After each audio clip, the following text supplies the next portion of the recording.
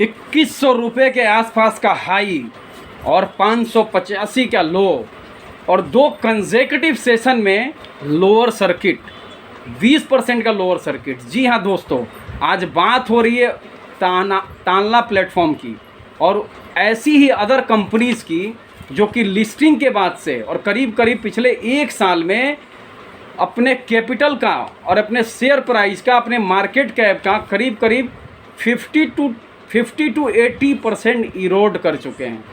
इसलिए मैं आया हूं आपको सावधान करने कि ऐसी कंपनियों से रहें बिल्कुल सावधान, क्योंकि ये कंपनियां कर सकती है आपको बैंकरप्ट और बिल्कुल रोड पे ला सकती हैं। बिल्कुल सावधान रहें इन कंपनियों से। उन्हीं कंपनी में से दोस्तों एक कंपनी है तानला प्लेटफॉर्म, जो कि पिछले 2 दिनों से रिज़ल्ट ख़राब आया। जाहिर सी बात है, बहुत सारी कंपनियों के रिज़ल्ट आते हैं, क्वार्टरली रिज़ल्ट चल रहे हैं अभी। FY23 के Q1 का रिज़ल्ट आया, performance up to the mark नहीं था, बट 2 दिन लगातार लोअर सर्किट लगना, it seems that there is some other problem also in this company. Particularly जब भी मार्केट को लगता है कि कुछ कॉरपोरेट गवर्नेंस का इशू है, तो मार्केट उसको बुरी तरीके से पीट देता है उस स्टॉक्स को। उसी स्टॉक्स में से 10 ऐसे स्टॉक्स के बारे में आपको सावधान करने आया हूँ कि आप बिल्कुल सावधान हो जाएं, बिल्कुल भी पैसा ना लगे। ऐसा हो सकता है कि इन 10 कंपनियों में 2-3 कंपनियां आगे बढ़ के अच्छा परफॉर्म कर लें, बट दोस्तों जब तक कंफर्मेशन नहीं आता है इन कंपनियों में आप बिल्कुल भी हाथ ना लगाएं। उन्हीं में से एक कंपनी है तानला प्लेटफॉर्म। 2100 रुपये का हाई, 585 का लो, 88,000 करोड़ का market cap at the time of listing, और अभी मात्र 10,000 करोड़ रुपए का मार्केट कैप। यानी देखो दोस्तों, करीब करीब 9 गुना इसका मार्केट कैप ख़त्म हो गया। शेयर प्राइस भी करीब करीब अगर देखोगे शेयर प्राइस भी 1/3 हो गया है। तो बिल्कुल हाथ ना लगाए। ये मत सोचो कि बॉटम पे पकड़ लें या फिर इसको ख़रीद लेते हैं तो बाद में बढ़ जाएगा। हो सकता है बाद में बढ़ जाए, बस ऐसी कंपनियों से आप दूर रहेंगे तो ज़्यादा बेटर रहेगा।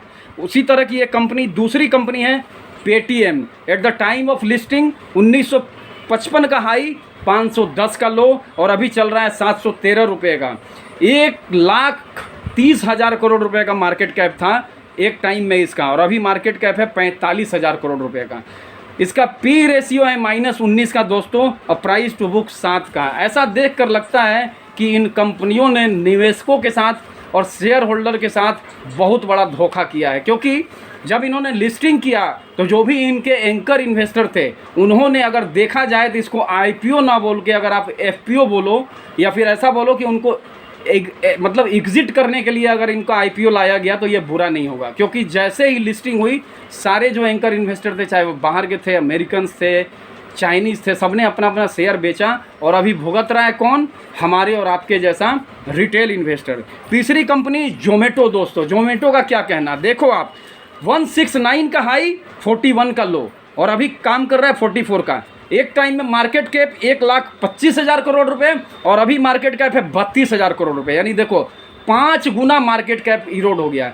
जिस कंपनी का मार्केट कैप 4 गुना, 5 गुना और शेयर प्राइस 5 गुना, 6 गुना गिर जाए, तो आप क्या एक्सपेक्ट करते हो? यही एक टाइम था। Reliance power, DLF, Reliance infra, एक टाइम था दोस्तों। ILFS ट्रांसपोर्टेशन, इस तरह की कंपनियों में लोग काफ़ी अट्रैक्ट होते थे, लेकिन उन कंपनियों ने भी लोगों को धोखा दिया, और वो कंपनियां दिन पे दिन उनके शेयर प्राइस इरोड होते गए। इसलिए मैं आपको सावधान कर रहा हूं कि इन कंपनियों को लोअर लेवल पे पकड़ने की कोशिश ना करें। 1 साल में 70% का इसने माइनस में रिटर्न दिया है जोमेटो ने। फिर एक दूसरी कंपनी, इसके बारे में भी काफ़ी हाय तौबा मची थी, बहुत हो हल्ला था, मीडिया में काफ़ी इसके बारे में कैंपेन चल रहा था। उस कंपनी का नाम है नायका। नायका का देखिए दोस्तों, 2573 का हाई, 1207 का लो, और अभी 1435 पे काम कर रही है। एक टाइम में मार्केट कैप 1,30,000 से लेकर 1,35,000 करोड़, और अभी का मार्केट कैप 68,000 करोड़। डिविडेंड तो ये दे ही नहीं पाएंगे, 0, लेकिन इसका पी रेशियो देखिए 1700 का। 1678 के पी पे जो कंपनी काम कर रही है, उसमें आप पैसा लगाओगे तो आप बिलीव करते हो कि कभी पैसा बनेगा? HDFC bank, axis bank, TCS, Infosys, Bajaj auto, Mahindra and Mahindra, ICICI bank, Kotak Mahindra bank, अच्छी कंपनियों में आप पैसा लगाएं दोस्तों। मारुति, टाटा मोटर्स तो खैर अभी लॉस कर रहा है, लेकिन बहुत सारी अच्छी कंपनियां इंडियन मार्केट में, एशियन पेंट्स, बर्जर पेंट्स, जिसमें पैसा बनेगा, बट इन कंपनियों में तो चांस लगता नहीं है। और देखिए दोस्तों, सूर्योदय फाइनेंस बैंक 224 का हाई, 83 का लो, और अभी चल रहा है उसी के आसपास। प्राइस टू बुक 9 का, पी रेशियो 9 का, प्राइस टू बुक 0.53 का। सस्ता है, डिविडेंड तो कोई सवाल ही पैदा नहीं होता है। मार्केट कैप अभी इसका है 2170 करोड़, और एट द टाइम अभी मार्केट कैप है 850 करोड़, और जब लिस्टिंग के आसपास इसका मार्केट कैप था 3000 करोड़ के आसपास। तो इससे भी बच के रहना बिल्कुल आप। एक और कंपनी फिनो पेमेंट बैंक, ये भी देखो दोस्तों, इसने हाई लगाया 582 का, लो 210 का, और अभी ये 260 पे काम कर रहा है। Eight the time of listing market cap 4500 crore का, और अभी मार्केट कैप 2148 करोड़ का। पी रेशियो 50 का, और प्राइस टू बुक 14 का। ये तो देखना ही नहीं है आपको इनके शेयरों के बारे में कि इनका पी रेशियो क्या है, प्राइस टू बुक क्या है, ये काम क्या करते हैं। आप बिल्कुल इग्नोर कर दीजिए। अगर कोई सलाह भी देता है तो मत लीजिए दोस्तों। हो सकता है कि जिन 10 कंपनियों का नाम ले रहा हूँ उसमें एक आध कंपनियाँ बाद में अच्छा परफॉर्म कर जाएं, बट शायद इन कंपनियों से बिल्कुल आप दूर रहें तो बेटर है। पीबी फिनटेक, जिसको पॉलिसी बाजार भी बोलते हैं, 1470 का हाई, 467 अभी चल रहा है, 456 का लो। At the time of listing 63 से 64 हज़ार करोड़ का मार्केट कैप, अभी 21,000 का market cap. P ratio minus में, प्राइस टू बुक 11 का, डिविडेंड देने का तो सवाल ही पैदा नहीं होता। एक और बहुत ही हाइप वाली company car trade dot, car trade का देखिए 1618 का हाई, 460 का लो, अभी 677 रुपये का चल रहा है। अभी market cap at the time of listing 10,000 crore का, अभी मार्केट कैप है 3142 करोड़ का। बिल्कुल avoidable company. These are the most avoidable company which you should mostly avoid, आपको एवॉइड ही कर देना चाहिए। एक और कंपनी कृष्णा डायग्नोस्टिक, देखिए 1099 का हाई, 480 का लो, अभी चल रहा है 571 रुपया। डिविडेंड यील्ड 0.09%, जो कि बहुत ही मामूली है।